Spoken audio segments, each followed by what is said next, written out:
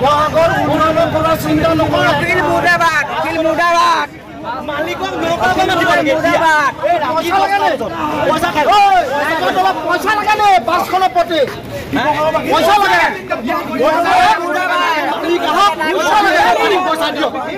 পইচা খেল অকল মদ নিচা এলকহল কিমান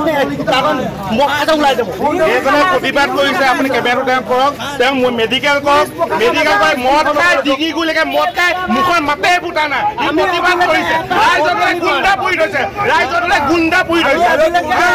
গুণ্ডা পৰি থৈছে ৰাইজলে পাগল নে পৰি পাগল পৰি থৈছে পাগল নামিব মই কৈছো নামিব আমি বুট পাইছিলো নামাৰো খেন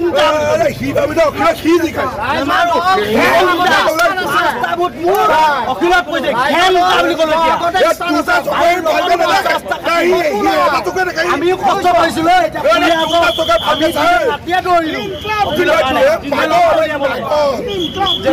দিনে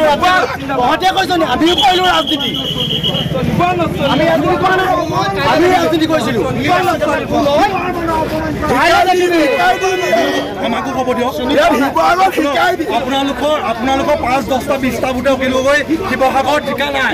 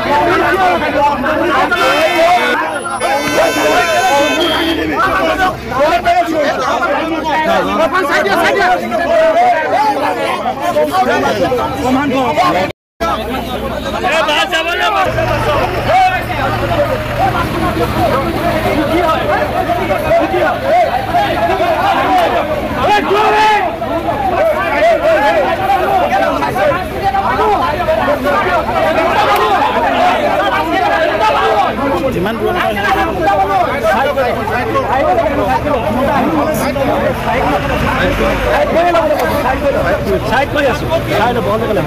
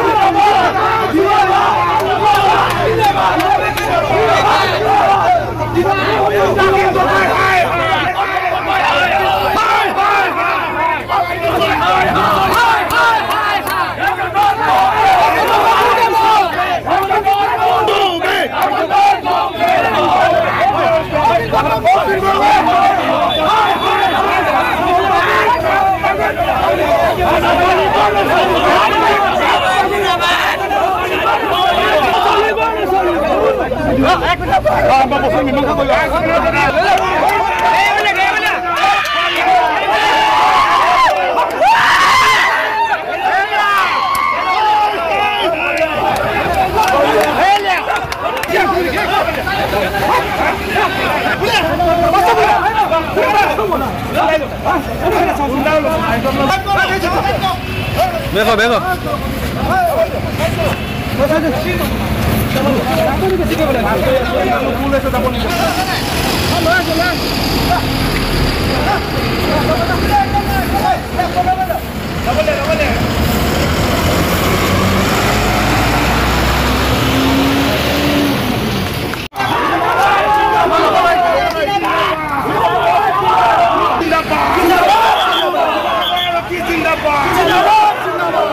Bejo, bejo. Ya no solimo.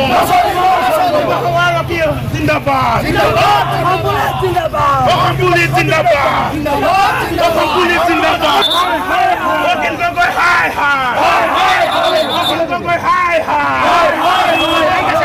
Zindabad. Singotolia Zindabad. Zindabad. Zindabad. Singotolia Zindabad. Zindabad.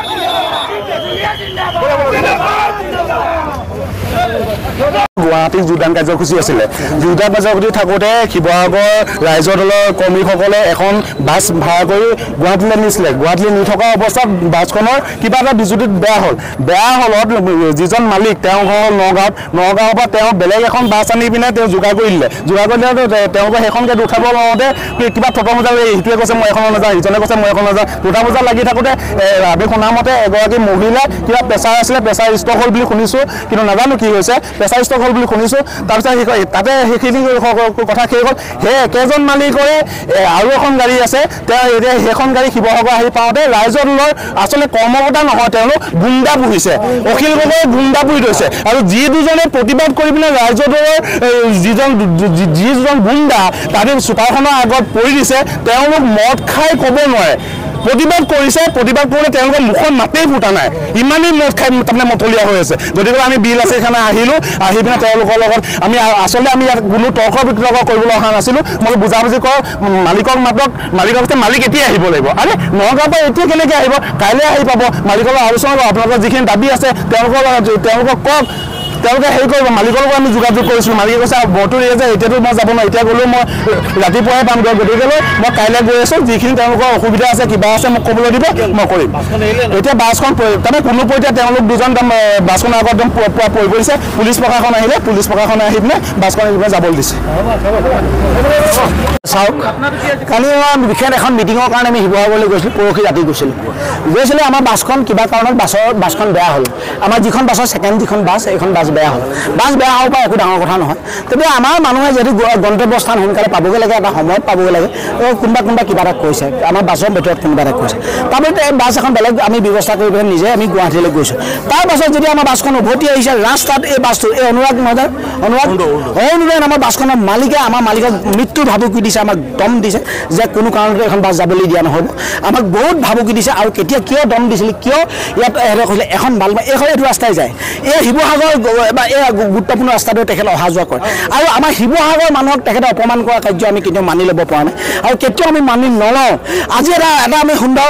আমি কম সময়তে আমাক খুব আচলতে এইগৰাকী যিগৰাকী পীড়িত মানুহ এগৰাকী আমাৰ শিৱসাগৰ উপপৌৰপতি সেই ঘটনাটোত তেখেতে যে উচ্চ বাচ্য কৰিছে তেখেতক অপমান কৰিছে তেখেতক ব্যক্তিগত অপমান কৰিছে তেখেত আচলতে পুনৰ ৰোগী মানুহ তেখেত জানে যে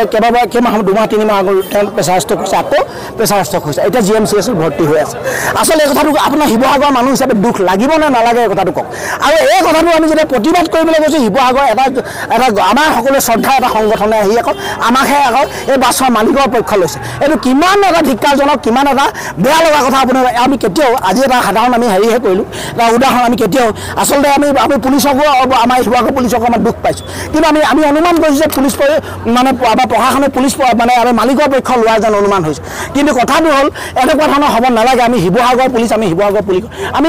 আমি আইনৰ প্ৰতি বিশ্বাসী আমি আইনৰ পক্ষ থাকিম আমি শিৱসাগৰ মানুহ আমি সদায় আমি বিভিন্ন ইছ্যুত আমি গণতান্ত্ৰিক আন্দোলন কৰি থাকোঁ দেখিছে চিনি পায় প্ৰত্যেকজন পুলিচে মোক আমাৰ শিৱসাগৰ ৰাইজৰ প্ৰত্যেকটো মানুহকে চিনি পায় তাৰপাছতো আজি যদি মই এজন পুলিচে ব্লেক কালাৰ টিচাৰৰ পৰা চুচৰাই আনি যিবোৰ মোৰ চেল খাই গৈছে এই কথাটো যিটো অপমান কৰিছে এই কথাটো সঁচাকৈ খুব বেয়া লাগিছে আমাৰ ভাবিছিলোঁ যে তেখেতসকলে আমাৰ শিৱসাগৰ এগৰাকী গুৰুত্বপূৰ্ণ মহিলাক অপমান কৰা ইছ্যুটোত আমাৰ পক্ষত থাকিব কিন্তু বাছখন কৌশলে পঠিয়াইহে দিলে এই কথা আমি ধিক্কাৰ দিছোঁ আমি কথাটো হ'লে এইটো এটা সামান্য উদাহৰণে কাইলৈ কিন্তু আমি কোনো আপোচ নকৰোঁ এটা ভয়াৱহ এটা জটিল পৰিস্থিতি হ'ব এই কথাটো যদি মালিক যদি কালি নাহে এই ক্ষেত্ৰত যদি সুস্থিৰ সিদ্ধান্ত নলয় পুলিচ প্ৰশাসনে আমি যেনেকৈ আমি মানুহ আজি আমি অন্ততঃ 50-60টা মানুহ থকাৰ কাৰণে টানি আহিবলৈ সক্ষম হ'ল কিন্তু কাইলৈ কিন্তু নহ'ব শিৱসাগৰ প্ৰত্যেকটো পঞ্চায়ত প্ৰত্যেক বুথৰ পৰা কিন্তু ৰাইজ ওলাই আহিব আৰু ৰূপা বৰাক অপমান কৰা কাৰ্য কিন্তু কেতিয়াও মানি লোৱা নহ'ব